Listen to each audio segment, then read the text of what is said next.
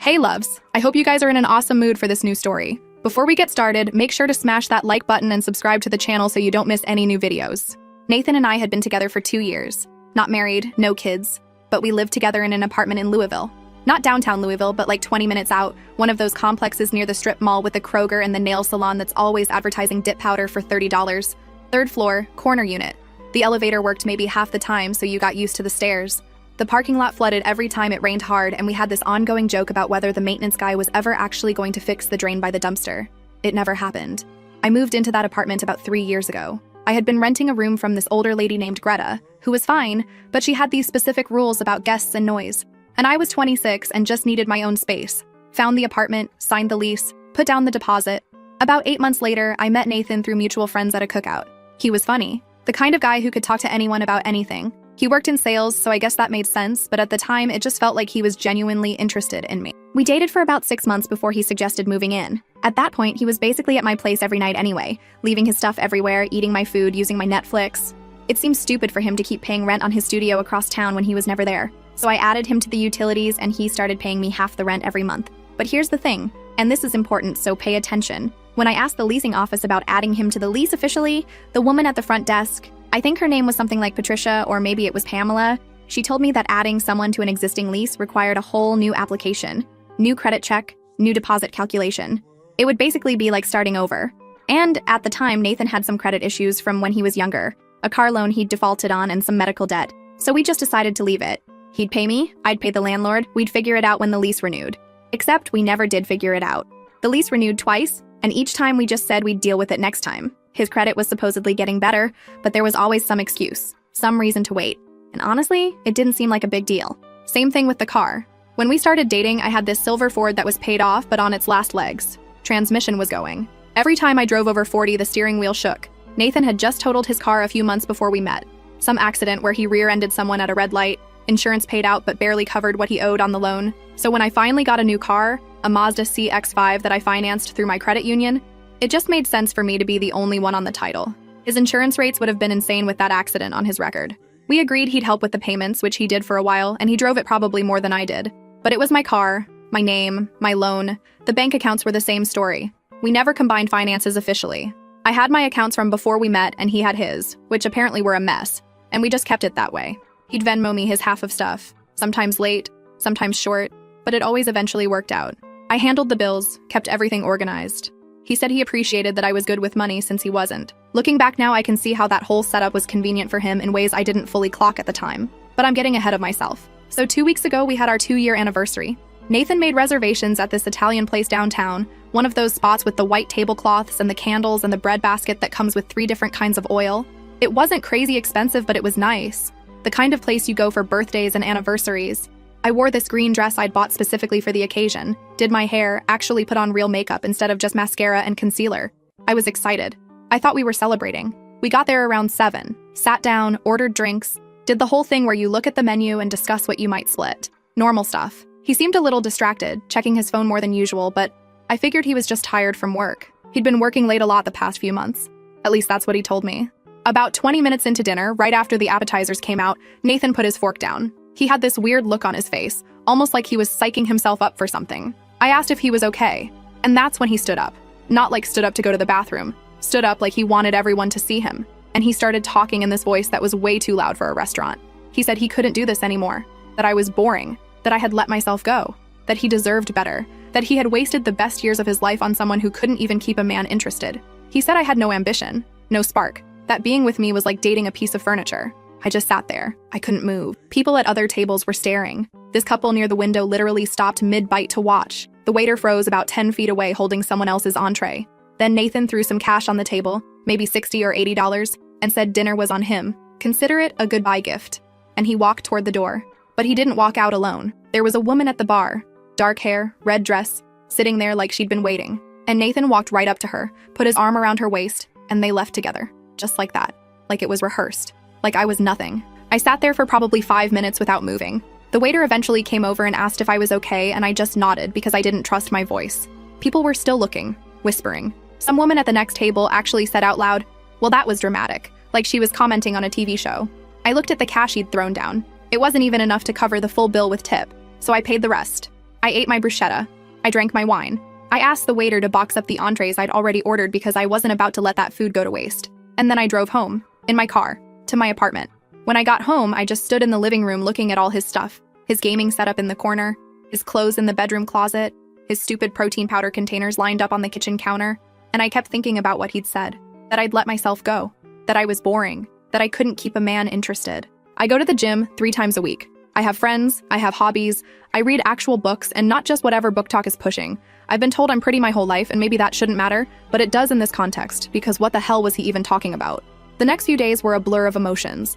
I went between being furious and being devastated and being weirdly numb. My best friend Anna came over the night after it happened and I told her everything. She kept asking if I wanted her to do something about it.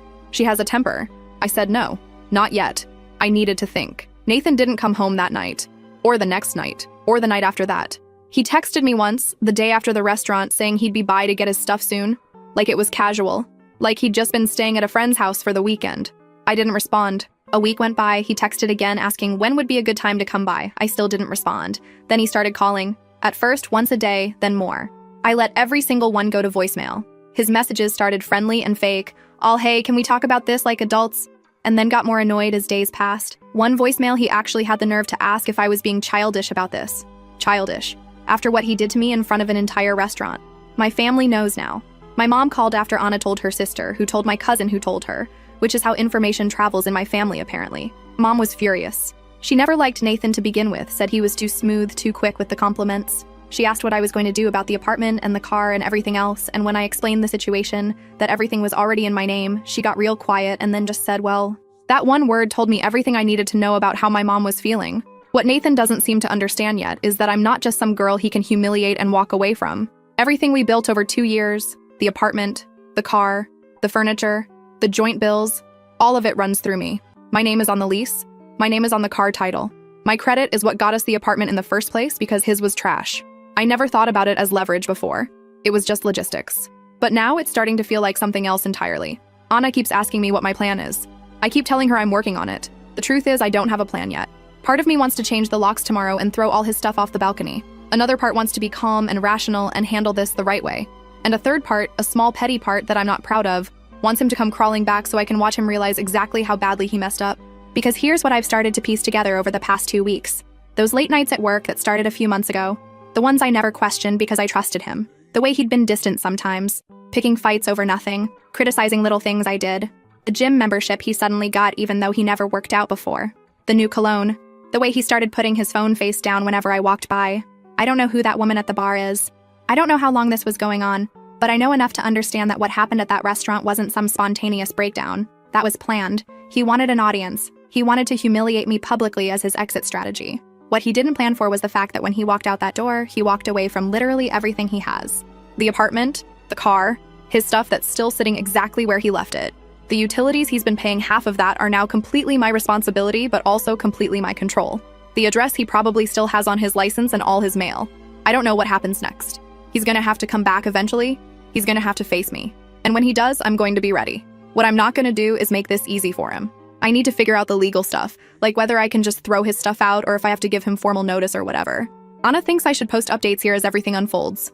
She says people will want to know what happens. I don't know about that, but it does help to write it all out. Makes it feel more real somehow. Anyway, that's where I'm at. 2 weeks post-humiliation, still processing, still angry, still living in an apartment full of a man's belongings who threw money on a table and called me boring in front of strangers. If anyone has advice on what to do next, I'm all ears. Especially the legal stuff about his belongings. I looked it up online, but I'm getting conflicting information and I really don't want to mess this up. We'll update when there's more to tell, because there will definitely be more. So let me get this straight. This man has no lease, no car title, no credit, and he stood up and said, "She's the boring one? You are a tenant in your own relationship, my guy.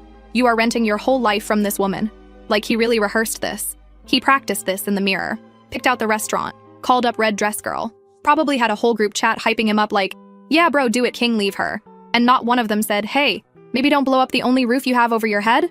Honestly, the best part is her mom just going, "Well," because that woman did the math in her head in about 3 seconds and realized her daughter accidentally won. First update, First of all, thank you to everyone who commented and messaged me. Some of you gave really solid advice about the legal stuff with his belongings, and I did some research and talked to a few people, and basically in Kentucky, I have to give him reasonable opportunity to collect his property, but I don't have to make it convenient for him. I also don't have to let him inside the apartment if I don't want to. I can put his stuff in the parking lot during an agreed upon time, and that counts as giving him access, which is exactly what I planned to do. But here's where things got complicated. About 4 days after my original post, Nathan showed up at the apartment. No warning, no text asking if it was okay. Just showed up around 6 in the evening while I was making dinner. I heard the key in the lock, and for a second I forgot that I hadn't changed the locks yet. That was on my list, but I kept putting it off because I wasn't sure about the legality of it since his name isn't on the lease, but he'd been living there and I didn't want to do anything that could come back on me later. So the door opens and there he is, standing in the doorway like he still lives there, like nothing happened. He had this look on his face like he was expecting me to be crying in a corner somewhere waiting for him to come back. I was standing in the kitchen holding a wooden spoon covered in tomato sauce and I just stared at him. Neither of us said anything for probably 10 seconds. Then he walked in and closed the door behind him and started looking around like he was taking inventory. Asked where his PlayStation was because it wasn't in the living room anymore.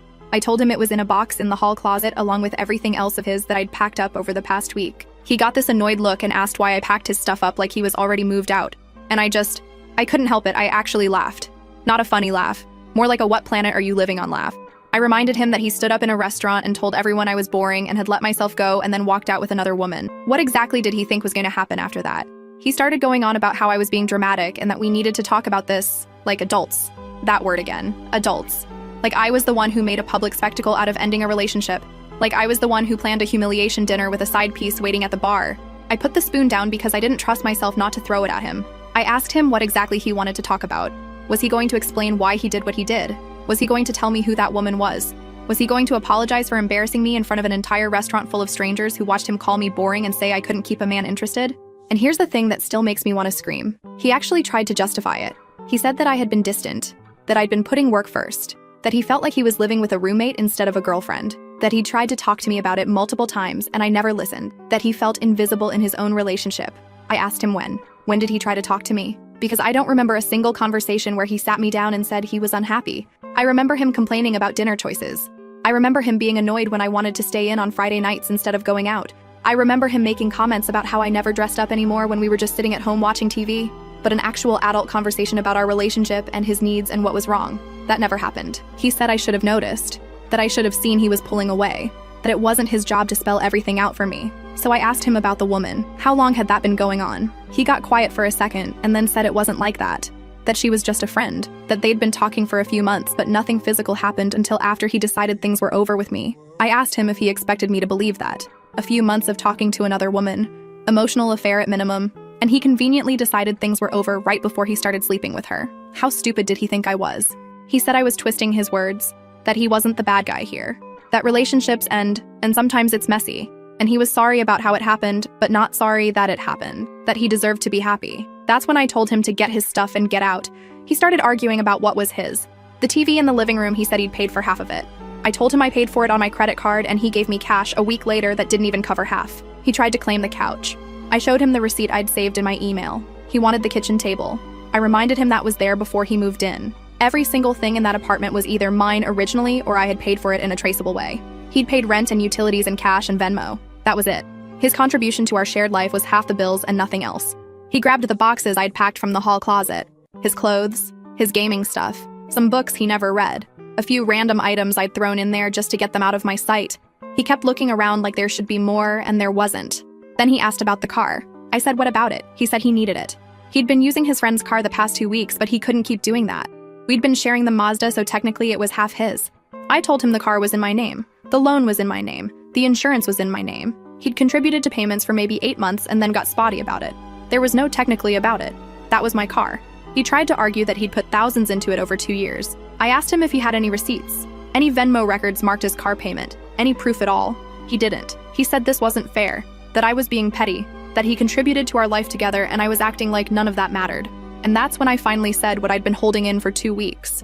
I told him that he humiliated me in public, that he planned it, that he had another woman waiting for him like I was some kind of obstacle to get rid of, that he called me boring and said I let myself go in front of people who were just trying to eat their dinner, that he made me a spectacle, a punchline, and now he was standing in my apartment complaining about what's fair. He went quiet for a minute. Then he said that maybe he shouldn't have done it that way, that he got caught up in the moment, that he'd been drinking before dinner and it all came out wrong. I asked him if he wanted applause for that almost apology, because it sounded like he was sorry he got messy, not sorry he hurt me. He didn't have anything to say to that. He took his boxes and left, 3 trips down to a car that wasn't his, loading up his stuff while I watched from the balcony. When he was done, he looked up at me and asked if we could talk again sometime when things calmed down. Like we were going to be friends after this. Like I was just going to move past it and wish him well. I went back inside without answering. That night, Anna came over with wine and we went through everything. She kept saying she was proud of me for not backing down, that a lot of people would have crumbled when he started with the justifications. But I didn't feel proud. I felt exhausted and angry and weirdly sad, which I hated admitting. Because here's the thing that nobody talks about. Even when someone treats you badly, even when they humiliate you and betray you, there are still parts of the relationship that were real. 2 years of inside jokes and lazy Sunday mornings and road trips to nowhere. 2 years of someone knowing how I take my coffee and what shows I'm watching and which side of the bed I sleep on. That doesn't just disappear because he turned out to be a terrible person. You still have to grieve it. And that part sucks. My mom called me the day after Nathan came for his stuff. She'd heard through the family grapevine that he'd been by. I told her what happened, and she listened without interrupting, which is rare for her. When I finished, she asked me how I was really doing. Not the surface answer, but the real one. I told her I didn't know. Some moments I felt strong. Other moments I felt like crying in the shower for an hour.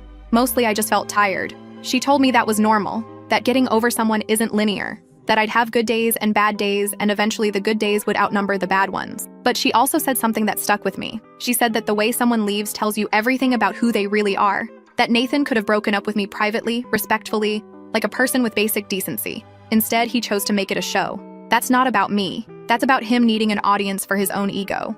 I've been thinking about that a lot. A few days later, Nathan started texting again. Not apologetic texts.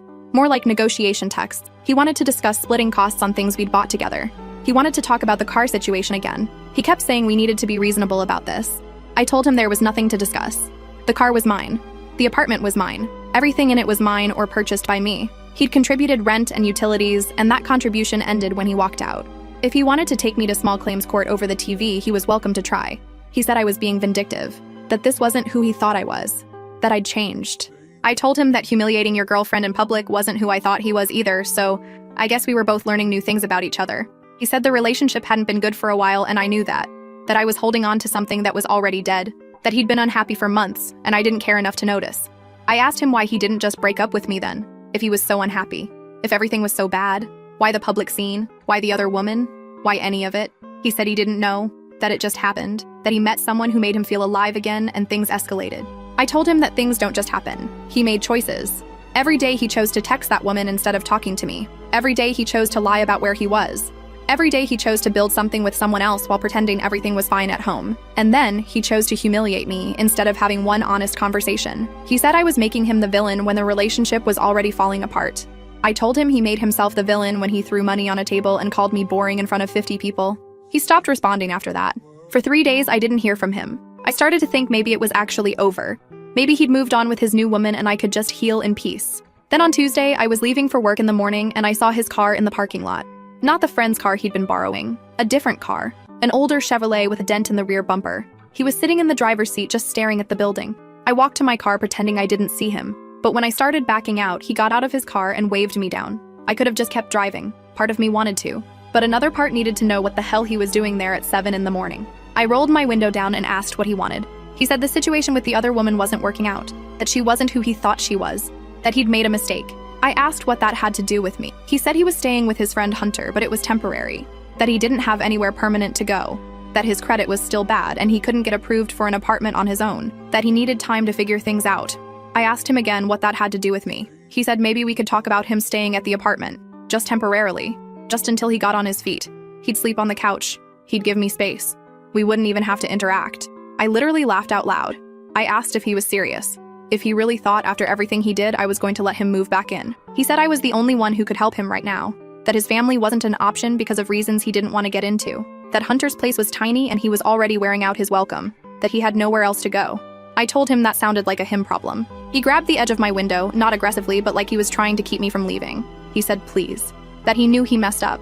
That he was sorry about the restaurant. Really sorry. He shouldn't have done it like that. That he was spiraling and made bad choices. That the woman, her name is Miranda apparently, she wasn't what he expected and things fell apart fast. I asked him what he expected me to feel about that. Sympathy, satisfaction, because I didn't feel either. I felt nothing. He said he just needed a few weeks, a month at most. He'd save up, find a place, get out of my hair. He wouldn't ask for anything else. I told him no. He kept going, said we'd been together 2 years and that had to mean something, that I couldn't just throw him away like garbage. I reminded him that he's the one who threw us away, in a restaurant, with an audience, while calling me boring. He finally let go of my window.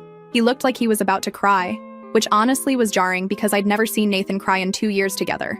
He said he didn't know what he was going to do, that he really was sleeping in his car some nights because Hunter's couch wasn't always available, that everything had fallen apart so fast.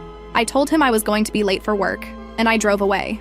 I texted Anna from the parking lot at work, told her what happened. She responded with 17 angry emojis, and then said I should consider getting a restraining order if he kept showing up like that. I don't think it's that serious yet. But I did call the leasing office that afternoon and finally got them to change my locks. Told them my ex-boyfriend had a key and I wanted to make sure he couldn't get in. They didn't ask questions. The maintenance guy came by that evening and it was done in 20 minutes. Now I'm sitting here wondering what happens next. Nathan knows where I work. He knows my routine. He's clearly not doing well and I don't know if that makes him more likely to give up or more likely to keep pushing. What I do know is that I'm not letting him back in. Not into the apartment. Not into my life. He made his choice in front of everyone at that restaurant. Now he gets to live with it. I'll update again when there's more to tell. Based on how things are going, I don't think I'll have to wait long. She wasn't who he thought she was. Oh, so Miranda got tired of you too? In 2 weeks? Babe, that's gotta be a record. That's speed run getting dumped. And now he's outside her apartment at 7 a.m. in a busted Chevy with a dent asking to sleep on the couch. That is the fastest fall from grace I have ever seen in my life. You left like you were James Bond and came back like you're applying for a homeless shelter run by your ex. No, sir. We were together 2 years. That has to mean something. It did mean something. It meant you had a free apartment, a free car, and a woman handling your whole life. And you blew it up for a vibe. For a moment. For Miranda, who lasted shorter than a free trial. Last update. Okay, so this is probably my last update, and honestly, it's a good one. Like a really good one. The kind where you finally get to see everything come full circle. After my last post, Nathan kept showing up in the parking lot. Not every day, but enough that I started expecting it.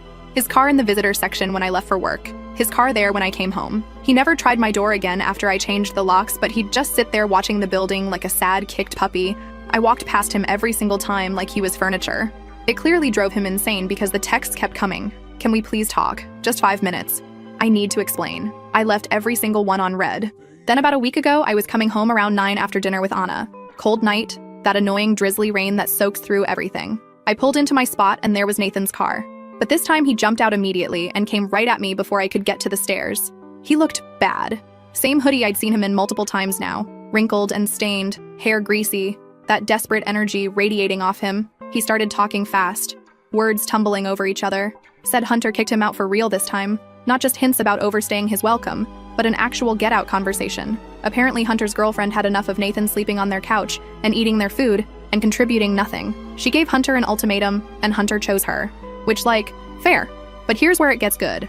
I asked what happened with Miranda, the woman worth blowing up his entire life for, the one waiting at the bar in her red dress like some kind of prize.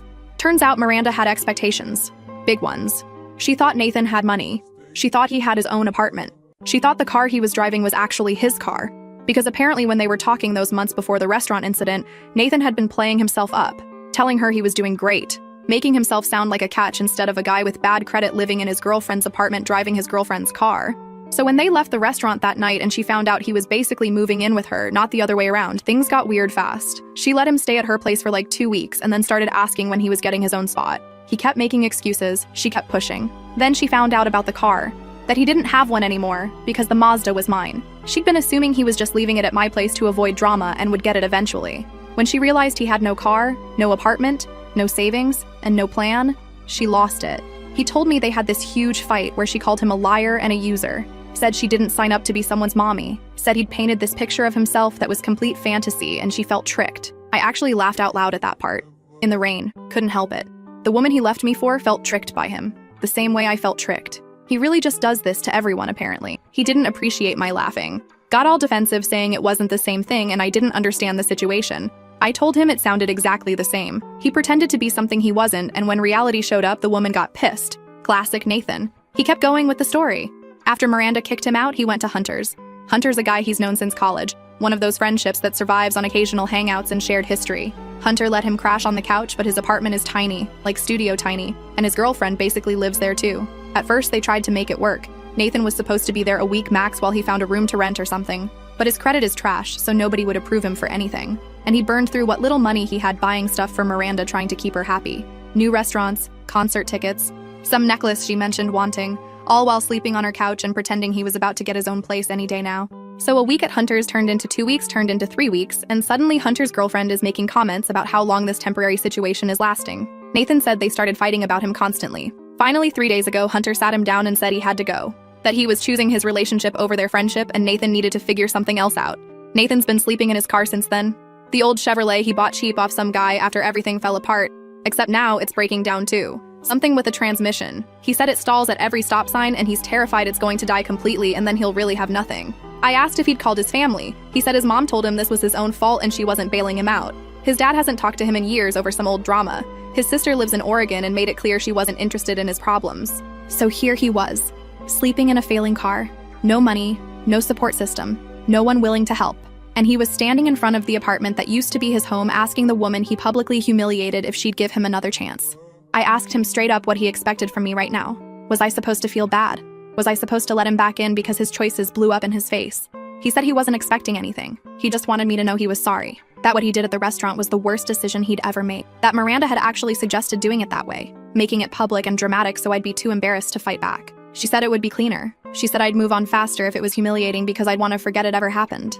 I asked him if he realized how that sounded, that he planned his breakup strategy with his affair partner to maximize my embarrassment. He said the boring comment specifically was Miranda's phrase. She'd asked him what was wrong with me, why he wanted to leave, and he didn't have a good answer. So she started feeding him lines. She's boring. She's let herself go. She doesn't appreciate you. And he repeated them because it was easier than admitting he was just chasing something shiny and new. I told him that's exactly what I figured, that he needed me to be the villain so he could feel like the hero. He nodded, said that was it exactly. And now he could see how stupid it all was. I let the silence hang for a minute. Rain coming down, him standing there destroyed, me completely dry under the building overhang. Then I told him I heard his apology. I believed he meant it, but that didn't change anything. He made his choice in front of 50 strangers. He threw money on the table and called me a goodbye gift. Now he gets to live with what's left. He asked if there was any chance, any possibility, even just being friends someday.